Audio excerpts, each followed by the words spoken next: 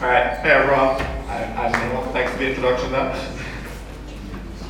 Alright, so after Nick ranting about me, what about you lot? Hi everyone. Can you turn the volume down? It's feedback. You just told me to turn it up before.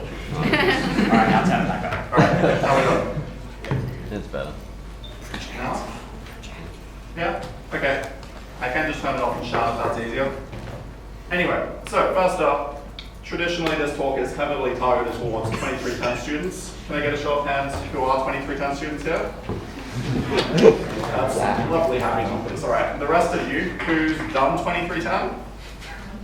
Going to do 2310? Avoiding 2310 because it's scary. I like the tutors putting their hands up for that. Alright. Cool. Next question. Who's on Slack? If you're not on Slack, please get on Slack. Slack is like where everything happens in the society. If you don't know how to get on Slack, committee, there's committee people out there, find them, they'll teach you how. If not, I can help. Alright, next up, who's used Vim before? Alright, so out of the having used Vim, keep your hands up or put your hands back up if you know insert, normal mode, the difference between them. Alright, who's done weird stuff with ed commands? Cool. I'll keep that in mind. Next up, tmux. Use tmux. Heard of tmux? It's like Scream, right? I guess. Yes. Alright, so back to self-indulgent ranting. 2310, I've been third time around tutoring it now. On Slack, if you want to contact me, I am at Artemis. If you want to talk to me, just go on Slack, that's the easiest way to get in contact. I'm in my 5th year of software engineering, not because I took a year longer, but because I'm doing a 5-year degree. Micro, that's my thesis. I just want to take the opportunity to share what I've been working on. I'm part of a cool startup over at Agenic, who are one of our sponsors. It's really fun. We're doing cool stuff with genomics. If that's interesting to you, talk to me later, because I love talking about it. And also Vim. I use Vim as my daily editor for any time I want to write code, and also half the time when I want to write reports and documents. It's pretty much my home away from home. tmux, again, similar sort of idea. So, the talk, why you're all here. Some safety checks. First up, as I'm sure most of you have probably noticed by now, Vim isn't easy to learn. If you're not super comfortable and great at using Vim now, you're not going to be by the time I stop talking. If you're here for that, I'm sorry. What I'm trying to go through here is to motivate you to go learn Vim on your own, and also to give you some ways of thinking about Vim that'll help make learning it easier. And for those of you that have used Vim for a long time, share my own opinions and force you to think about them. All right. From there, we're going to be talking about the language of Vim. So I'll get to that when we get to it. tmux, multiplexing in Vim. So multiplexing, you've seen it in CSSE 2010 for those of you that's done it. It's taking 2 inputs, producing 1 output.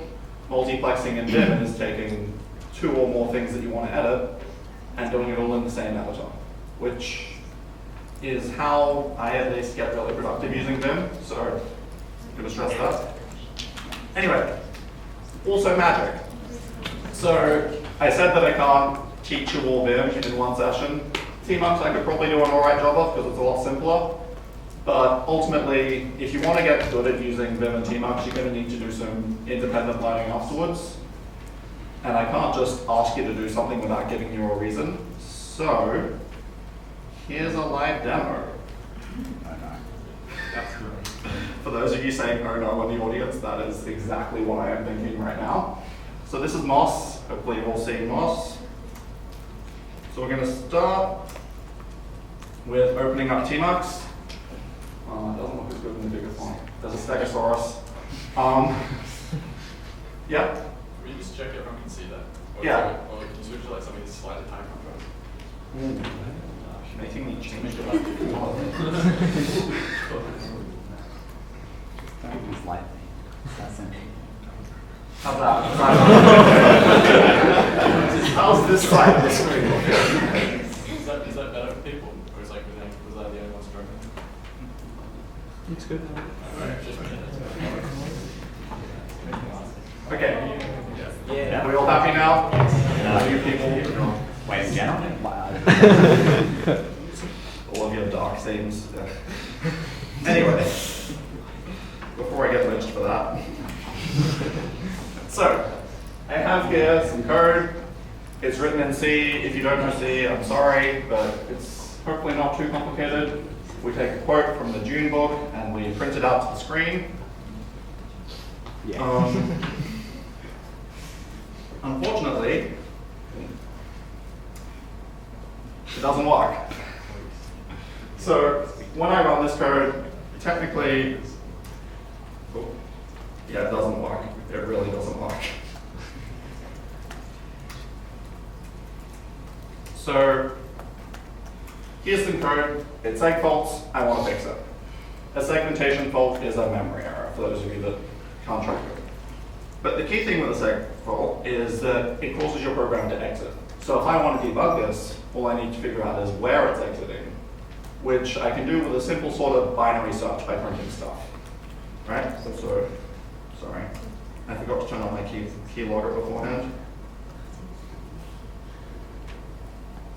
This is why live demos are bad, people.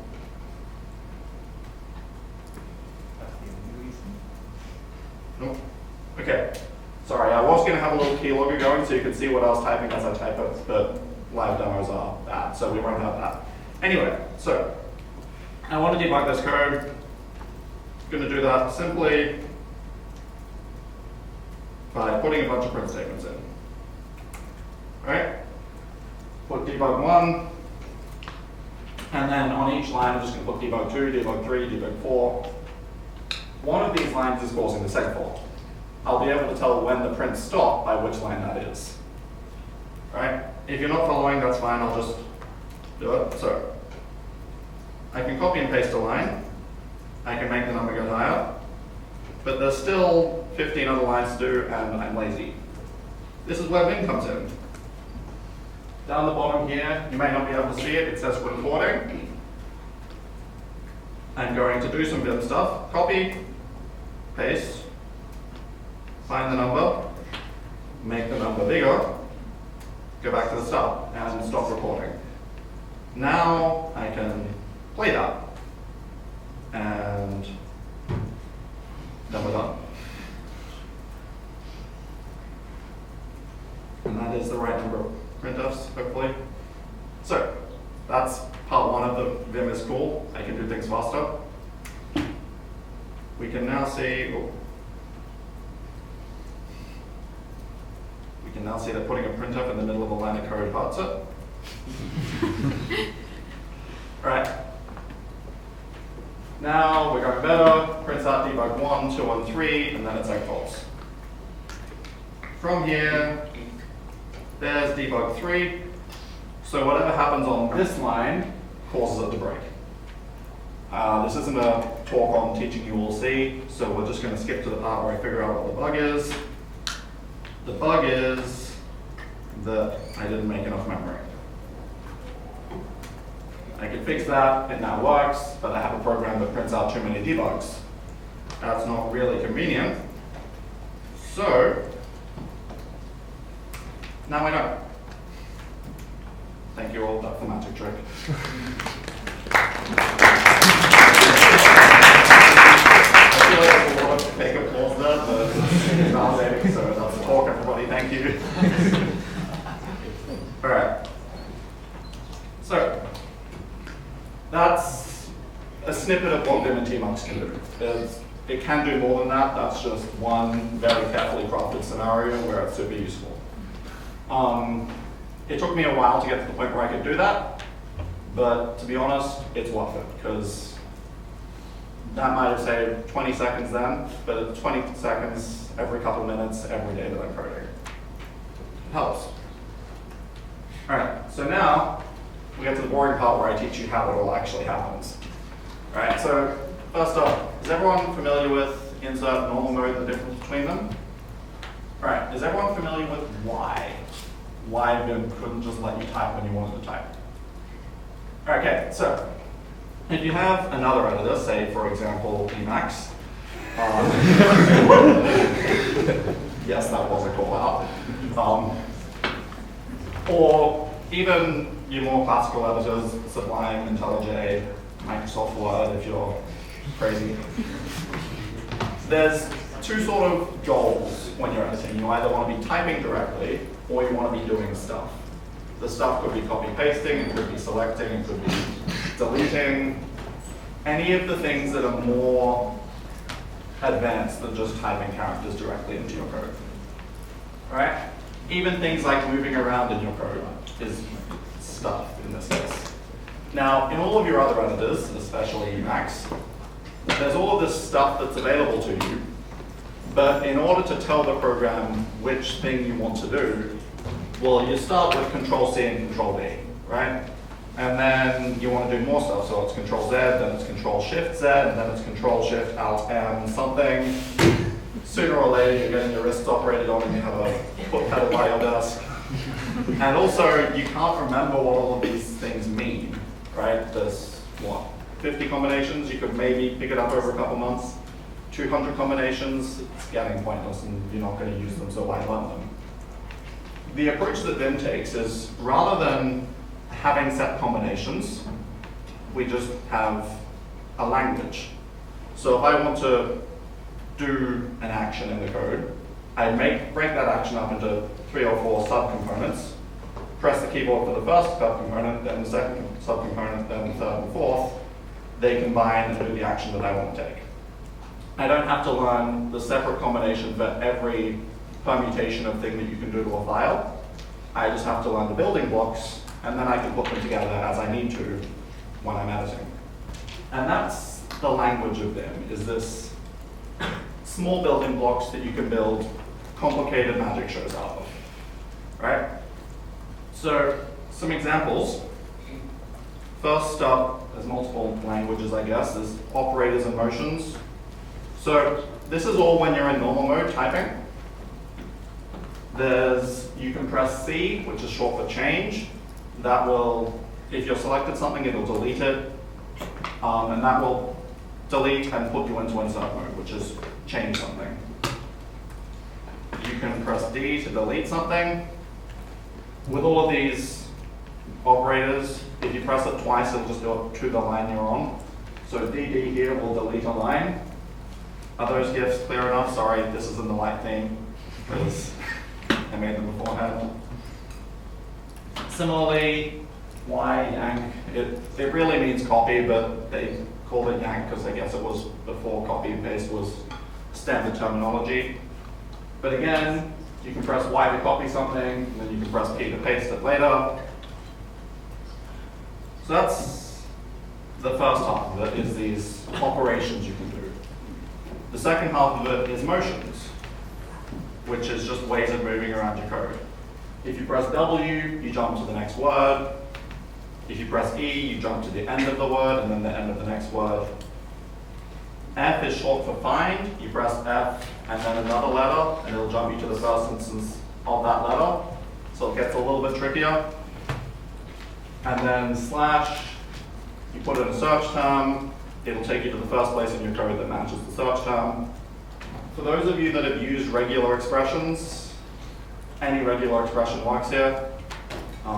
If you don't know what a regular expression is, you can just start things normally and that'll work too.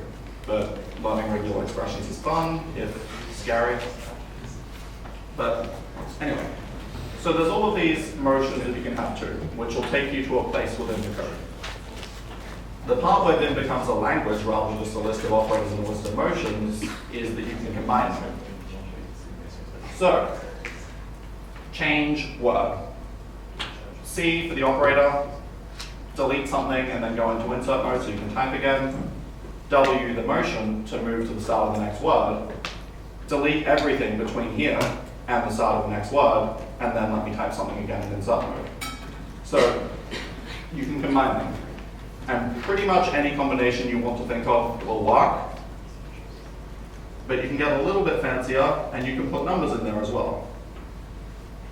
So delete, B is the motion for backwards. Go back to the start of a word. Delete 5 backwards. Deletes the 5 words before where you start. Does that make any sense? Following? So this is, you come up with your basic ideas. You learn the basic set of operators and the basic set of motions, and you learn how to count. And you can combine this in any way you want to do whatever you want. And pretty much, if you can think of a combination, just try it and it'll probably work. There's no check the help section to see if this is being implemented. It's a language, you can compose it however you want.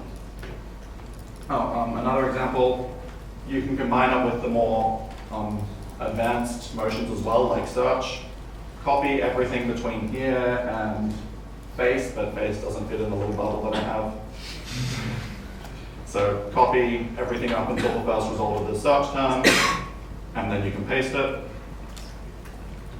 So that's operators and motions. That's the language of Vim, or part 1 of N languages of Vim, because Vim is bloody complicated. The next one is ed commands. Now, a bit of history here. Ed is the standard editor on Unix distributions, which means that back in 1980-something, when people were deciding what makes an operating system, ed was the text editor that you had to put in your operating system to be the good operating system that everyone else would use. So it doesn't deal with classes and stuff, it's just you run a command on a line of text. So we have commands, and then you just colon, and then you can start typing your command. We have a substitute, which is your standard find and replace. S/find/replace/ hit enter. It'll do the find replace. J for join, it's not really that useful, but occasionally you can just use it to join lines onto each other. D for delete, it's just a shorthand way of typing DD, but it takes the same amount of time, so whichever one you prefer. But again, all of these are just simple one-off things, not that useful without more power, I guess, which is where it becomes a language. You have the operations, and you have, these aren't really motions so much as selectors.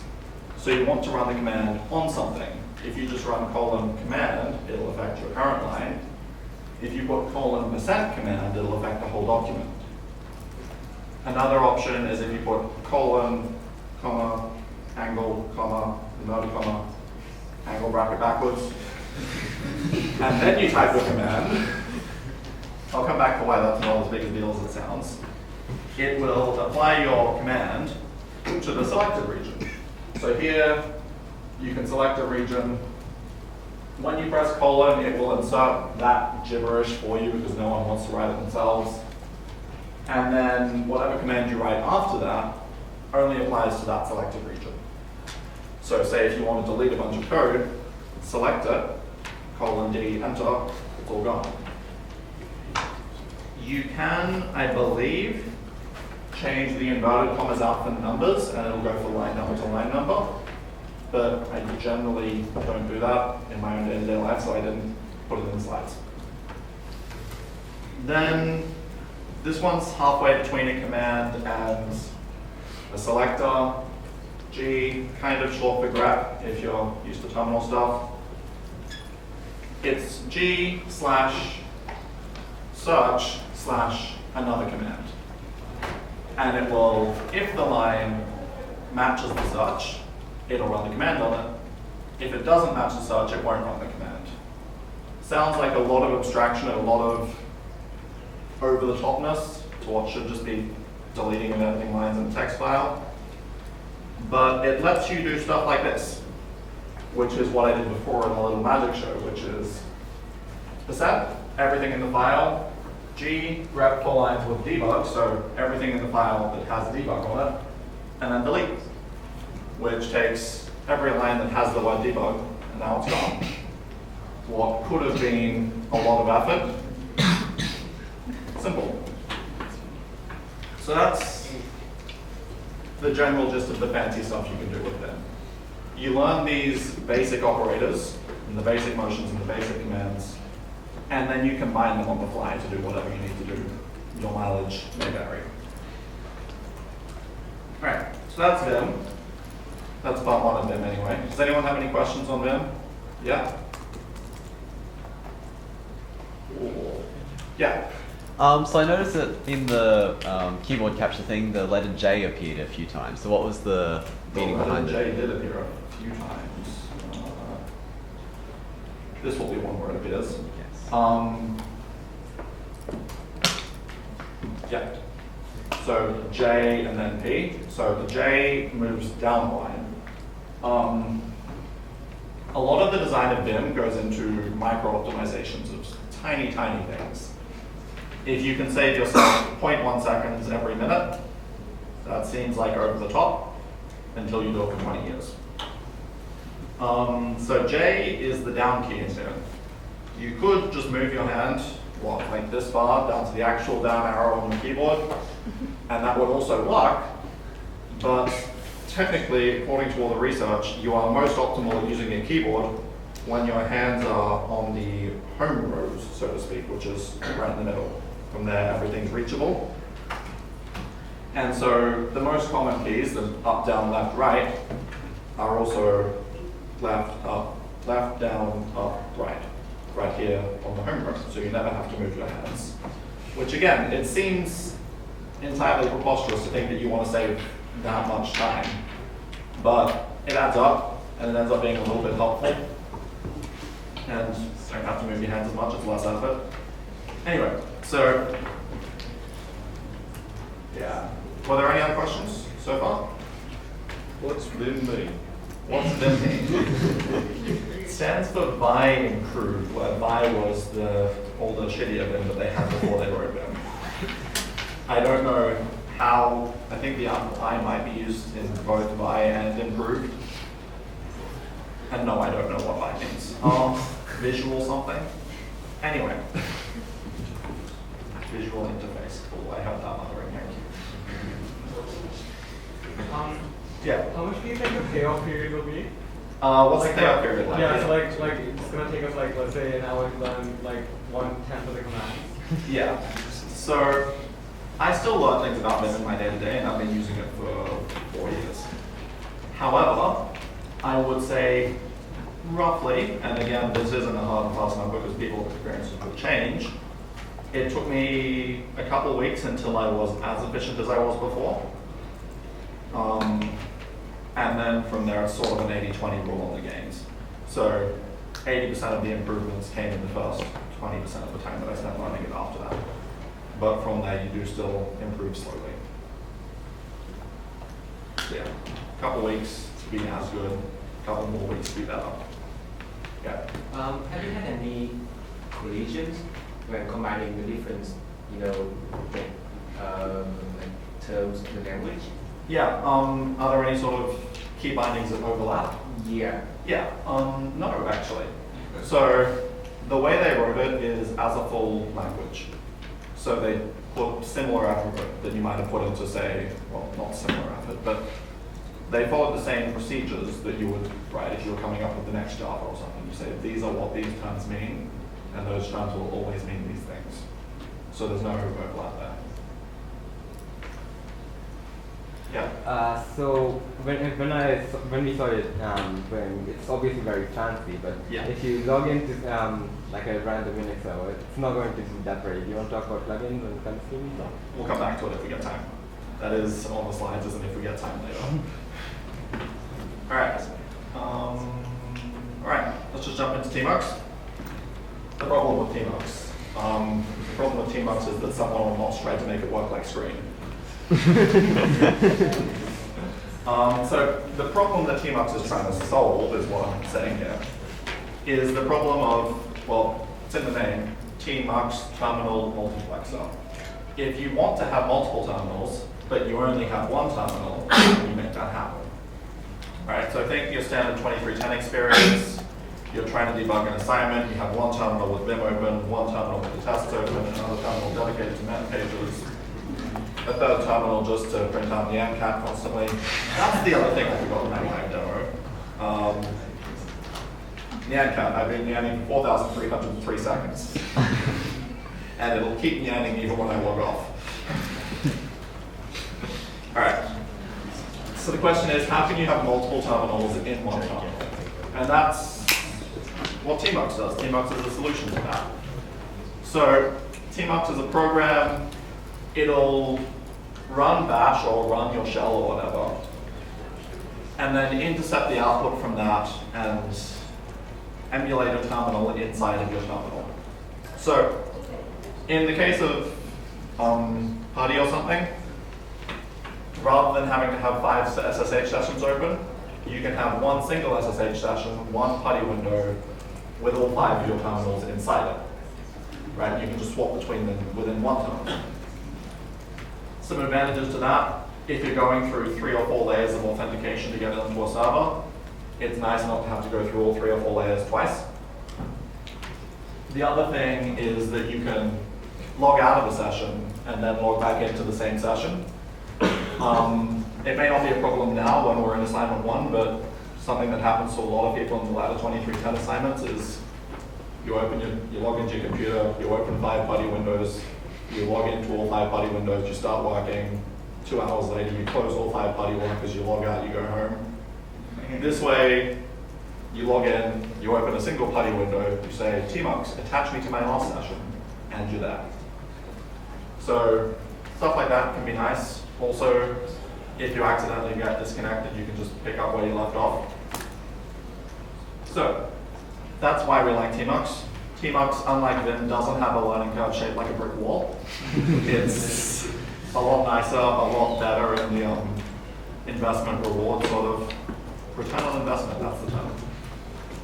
All right, so on to how do we use tmux, because this one I actually can cover in the next couple of minutes. tmux, unlike Vim, does do everything through a meta key. It's like the control that you hold down when you're using Emacs. In this case, the meta key for tmux is Control A. The little hat there means control. Just by the way, so hat A, if you're reading, for example, Vim tutorials, that means Control A. All right. So the meta key for tmux is Control A, or is it Control B, or is it Control A? Who knows? So this does actually cause a lot of confusion for people. The meta key for tmux is Control B. If you install tmux on your laptop, or if you install tmux on your own Linux server, Control B is the magic key that makes everything happen. However, tmux replaced an older program called Scream, which had Control A as its meta key. And whoever was setting up MOS, I actually don't know who's responsible for this, but they edited the global config file so that everyone's tmux key is now Control A. And if you want to go back to Control B, you need to configure that yourself. A little bit rude and offensive there, but someone did that, and now we have to suffer the consequences. So, tmux, if you're on MOS, Control A. If you're not on MOS, Control B. What can you do with this meta key? So the first thing is percent. Now, if you look at it and you sort of squint, it's a horizontal line with a dot above and a dot below it. I know it doesn't look like that, but we're limited by the ASCII character set and by the things that you can see on the keyboard. The horizontal line with a dot above and below it is a split. You take your window, draw a line through it, and you get a terminal on either side. I press Control B because I configured it. It's a vertical line with a dot on either side. Sorry. Maybe live demos aren't so bad because they save me from embarrassing bugs. So Control B, percent, splits it. We now have 2 different terminals here. Back to the slides. Next option is the inverted commas, which will split it the other way, which is I'm no longer at the point where I can justify this by looking at the shape of the ASCII characters. That's just the key they chose. There will be a cheat sheet later if you want to remember it, but I'm personally not holding an exam on this. So, percent splits, commas splits that way. And then, I'm sorry I didn't put the little ASCII arrows in. The left, up, down, right arrow keys will move around. So if you want to do something, it's Control B and then the key to split it, and then Control B up to move, or Control B left and then Control B right, and so on until you're happy with the arrangement. Alright? So that's, of course, if you're on mouse, Control A. So that's splitting stuff, and it'll just put a nice little line through the middle of your terminal and keep them separate. Next up is the C, which is short for create. So if you press Control B and then you hit C, it'll give you a whole new window with its own, which you can then subdivide on its own, full of stuff. That's how the Nyan cat works. I have one window for all of my work and then a separate window just for Nyanning. From here, number keys will go between them. It is 0 indexed, as all good things should be. So Control B C to create a new one, Control B 0 to go back to your first one, Control B 1 to go to the second one. If you have more than 9, then you're just going to have to suffer. But also, if you have more than 9 windows full of terminals that can also be split and full of more terminals open at once, you're probably already suffering anyway. And last thing, detach. I think there's a way you can do this by pressing Control D and then a key, but I don't remember what the key is. D. D, cool. Spot the people that use tmux more often than I do. The other option here is you can just go into a terminal and run the command tmux space detach, and it'll detach your session. And then later, tmux attach, and it'll put you back on the session. The last command, and I don't think I put it in the slides, is just tmux new will create a session. And if you want to delete a session, the easiest way I've found that isn't involving kill-9 is to just type exit in all of the terminals in that session until you run out. There may be better ways, but I don't know.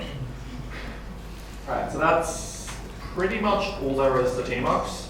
There is, of course, more. You can configure tmux, you can do fancy stuff with it, but that's all you really need to get by, except for one pretty cool thing. Who here uses a Mac? I can see a couple out in the audience. All right, I'm sorry to everyone else, but this part of the talk is explicitly for those of you with Macs.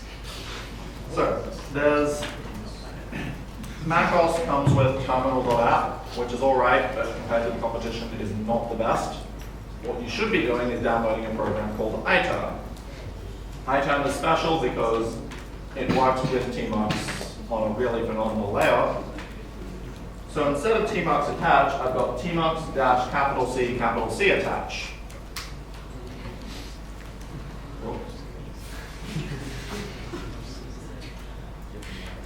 I didn't kill the yank out. Sorry.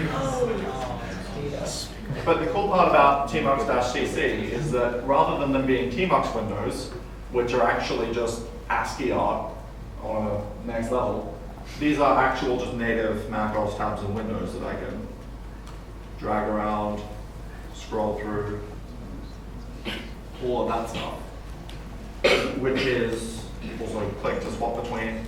I think you can in your config file turn on mouse control for tmux, or you can just do this.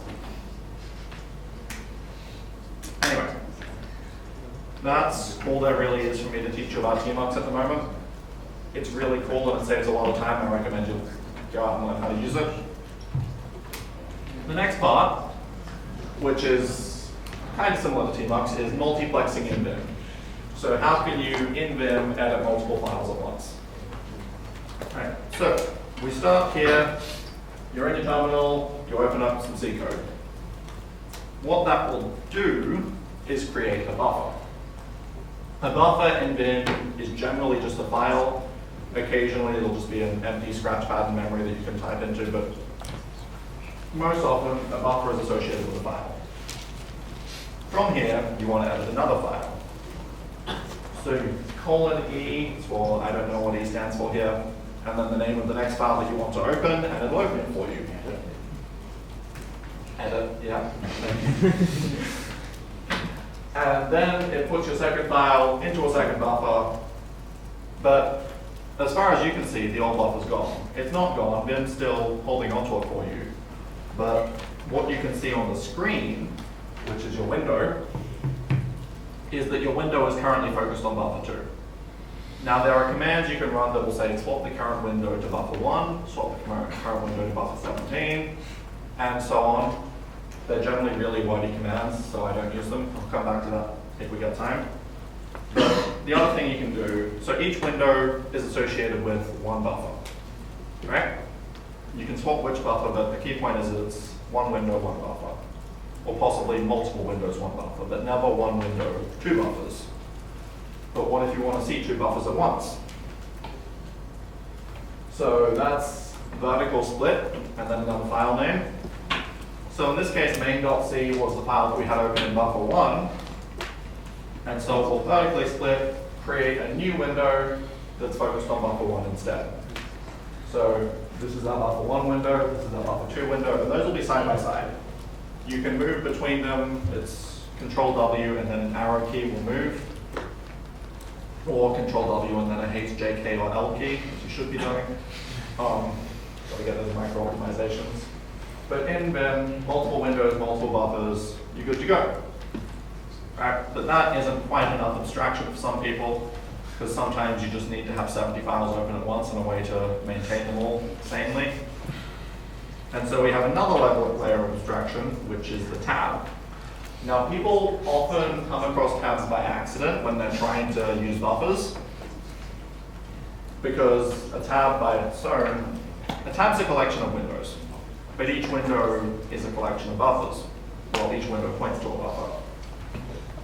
So you can make a new tab with a command like this, tab view this file, and it will open a buffer for that file, create a window to put in the middle of your tab that points to that buffer, and then bring you a tab.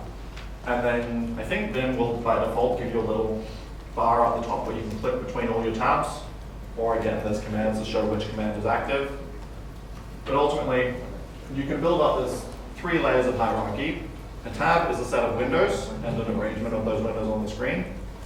Each window points to a buffer, and each buffer is either a file or just a block of memory that you can type into. All right, are we following? Yeah. Is there any chance you could do a demo of that to show us Any the chance difference? I could do a demo of that? There is quite a good chance I could do a demo of that. But in case the demo goes smite me, I'm going to say maybe. All right. So here's Vim. This is not regular Vim. This is Vim after I have customized it. So what I've got up the top, there's a plugin for this. I can talk to you about it later if you have questions. Come see me. What I've got up the top is a list of the buffers that I currently have open. All right. So each of those buffers corresponds to a file. I can swap files between them. And then the next bit, v split, as I said before, will create a new window. If you don't give it a file, it'll just use the buffer that you're currently on. I can swap between windows. Each window can point to a different buffer at once. So you can do this.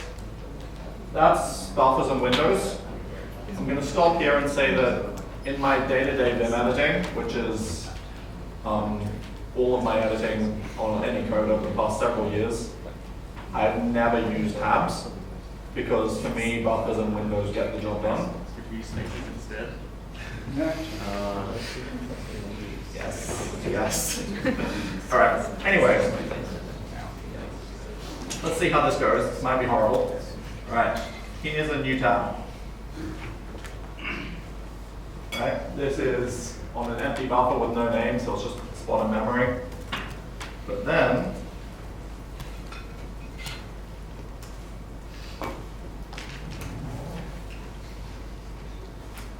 anyone use tabs? Colon G. I think it's just colon log. Oh no, it's G2 type log history, I think. Not in ed. To go between them, just GT. GT? GT. There we go. And then G shift T to go backwards. I don't use them enough to. You can also go colon tab next, then colon tab previous. That's the ones I was looking for. Anyway, so that's tabs as well. So I've got a set of buffers.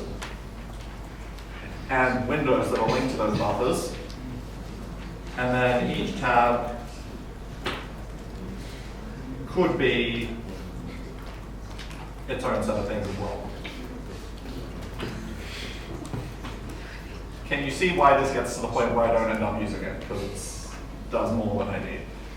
Anyway, thoughts, questions, queries, concerns, complaints? So that's multiplexing in Vim. That's how you can use one Vim as multiple Vims. Now, one last little fun bit on that is that technically, in NeoVim and possibly in modern versions of Vim, so what you won't get on MOS, there's a terminal command which will open a terminal inside of a Vim window. Treat it kind of like a buffer. You can swap around between them. And that buffer, instead of going to memory or going to a file, goes to batch. And then from there, inside of that terminal, you could open up tmux. And then from inside of that tmux session, you can open up Vim. And you can, if you want to, go through all 7 layers of hell. But maybe don't. Anyway, so now to the if we get time, which it looks like we have got a bit of time for. So, plugins, config, bindings. Anyone have a favorite word out of those 3? Plugins. Plugins, cool. Plugins are fun. So,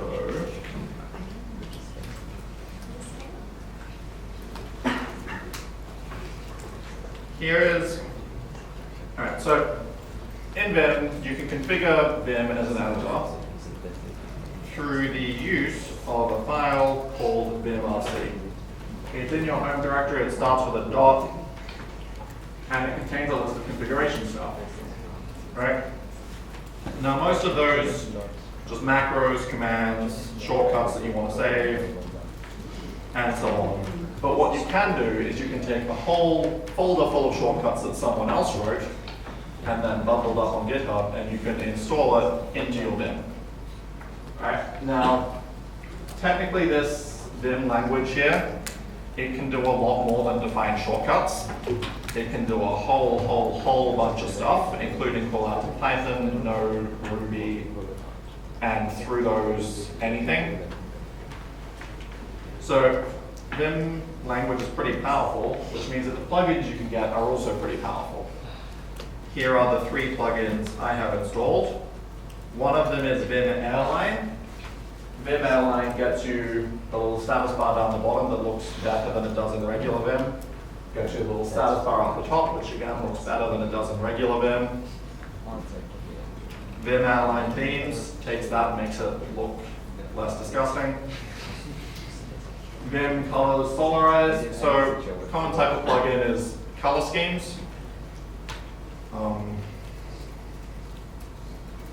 There are a few.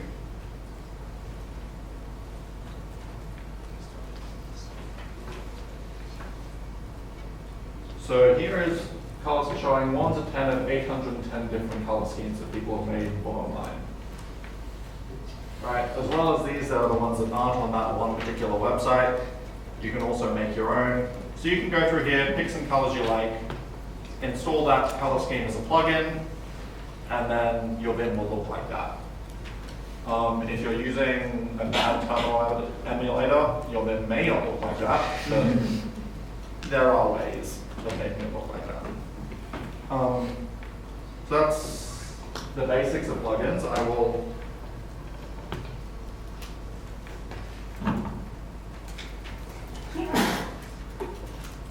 right, on my own computer,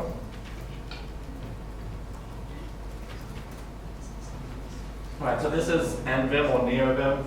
It's basically Vim, but just a little bit cooler, maybe drinking a beer or something. Here's my vimrc for that. There are a few more plugins here because I'm not limited by the slowness of MOS.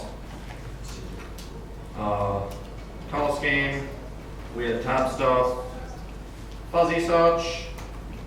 Oh, that's not going to work in my home directory, is it?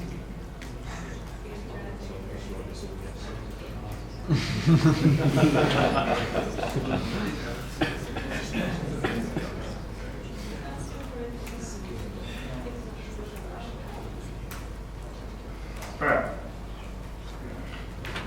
Ignore the fact that I killed my terminal. I have a plugin that lets me just Control P, look for a file, open it.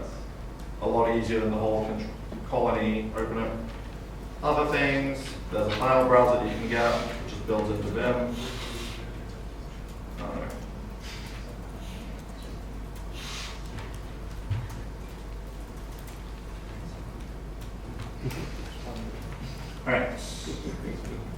You can get a plugin that just makes a little shortcut for commenting code out for you. Really helpful when you write bad code, like me.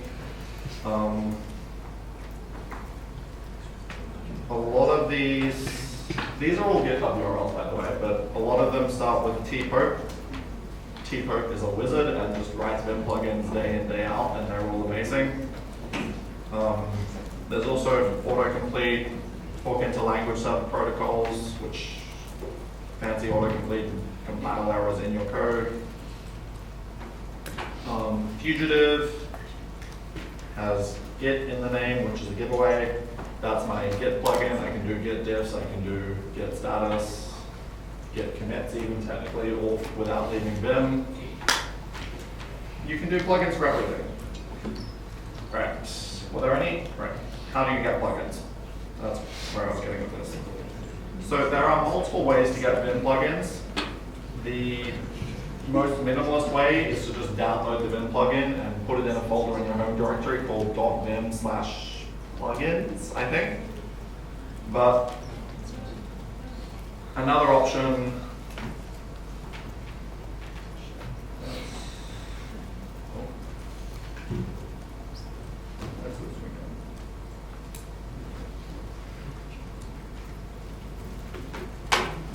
Alright, is that easier to see? Oh look, my keyboard.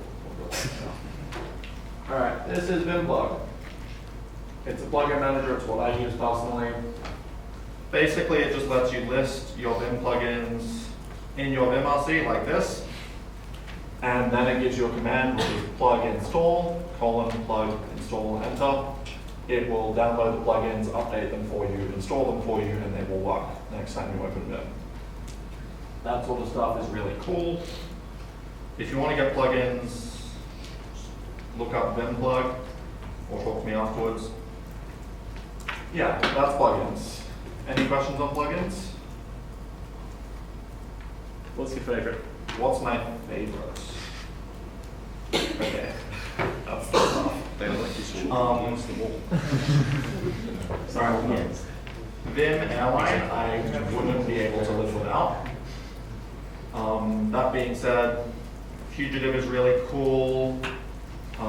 Fuzzy Finder is also kind of hard to live without once you're used to them. And then next up would be the language client, which is compile errors, warnings. Eventually they're planning to put debugger integration, auto completion, all of the jazz, but inside of Vim instead of inside of a gigabyte and a half of Java going through your RAM. Yeah? Yeah? Yeah, what's with like the line numbers? Like why is like What's with the line numbers? Yeah. So I've got all my line numbers regularly, and then leading up from that, rather than having the actual numbers, I have relative numbers. why? So So I can press K and that will take me up a layer, right? Actually, this might. There we go. Alright, so I can press K and J, I'll move around. But see a line that starts with files up there? It's got the number 8 next to it. 8K. And with that.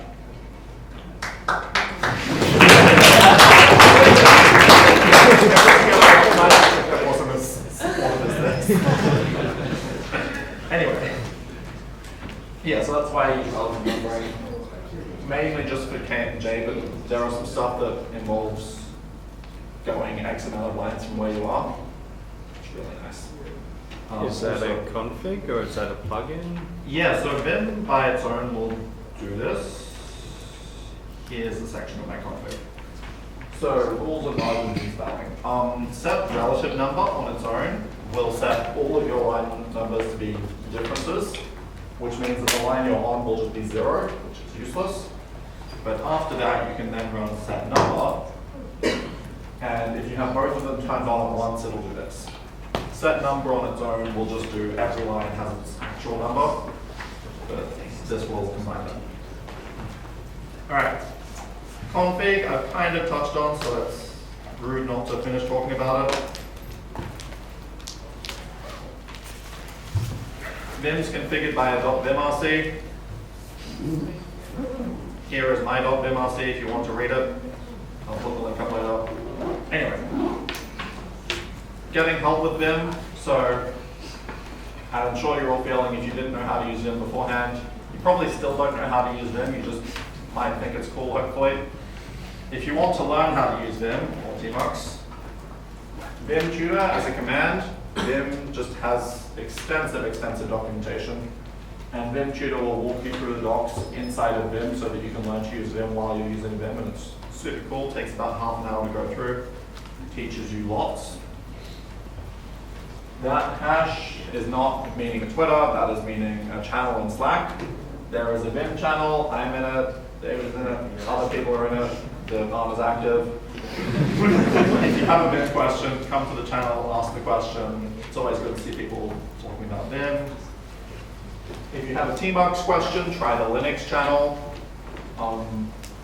If you have a Vim question and you try the Linux channel, I guess, but don't. Also, if you need help right now, who has questions?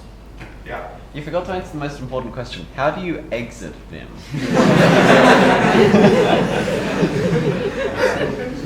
Never exit Vim, you just stay there. It's where you live now.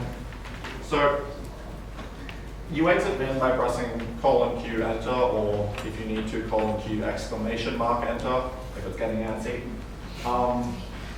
However, that doesn't always work. The reason that often doesn't work is because you'll be in the wrong mode. :Q as a command is a normal mode command. If you're not in normal mode, it won't work. If you want to get to normal mode, press escape. Press escape a couple more times just in case. Then :Q exclamation mark enter. And it's gone.